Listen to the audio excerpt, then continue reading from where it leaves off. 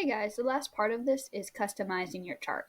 So once you have your data in your x-axis and your series correctly, you can switch over to where it says customize. This allows you to do some pretty cool stuff. The first box, if you see these arrows, they're drop down menus. This allows you to change the background color, so I can make it like black and make it like highlighted and everything. So you can change what colors you want. It's pretty cool.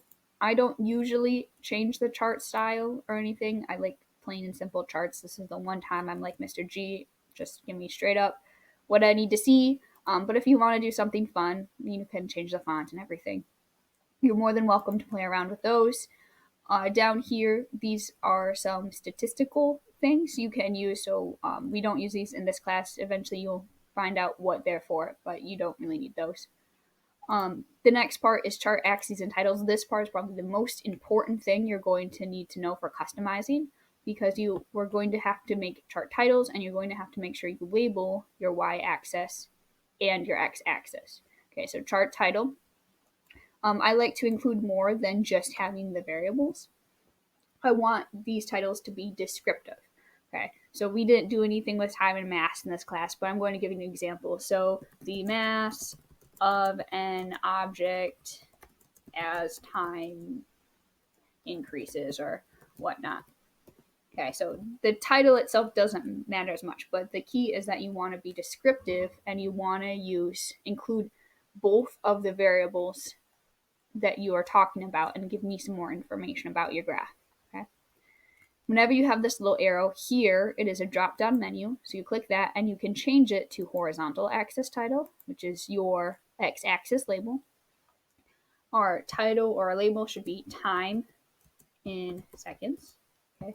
So tell me what we're measuring and then the units that we are measuring. And then if you do the drop down menu again, you can change it to vertical axis title. This one already got labeled for you: mass, what we're measuring, grams, units. And then you have these fun things down here where you can change the font and you can italicize it, change the color, change the theme. Okay. So that's the chart and axis titles. The series, so this is where you can change the line color. You can change the size. You can make it have points, right? So if you want to make points along, so you can see where it's at. That's all kind of fun stuff. And then you have this section. Again, this is more statistical analysis that we're not using in this class, but you can include error bars and stuff.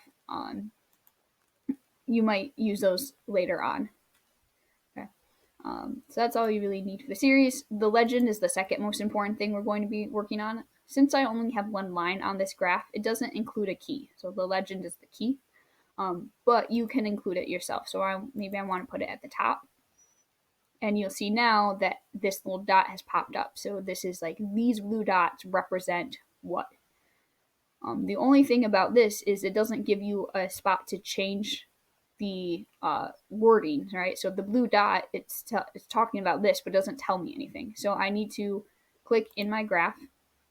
If I hover over different areas, you can see that it's allowing me to select. So little boxes come up around, and it's allowing you to select different areas to edit. So if I hover over this little blue dot, and then I double click on the blue dot, it will now pop up to text formatting, and I can put it in. So I'm just going to put mass of the object, I guess.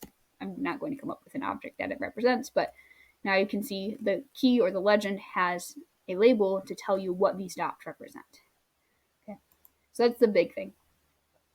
And then, of course, the fun stuff. You can change the theme and the size and everything.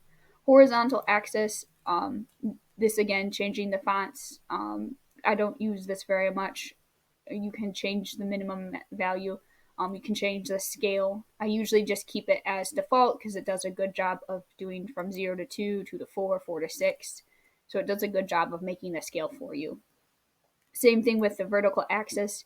It will make the scale for you, and you can change the scale if you want to change it yourself. The last part is the grid lines and tick marks. So if you don't like the big gaps between your things, you can change where you have the lines. So you can make more lines between it. So if you want to add it, so it's easier to read your graph, and you can do the drop down menu, you can change it to the horizontal axis as well and change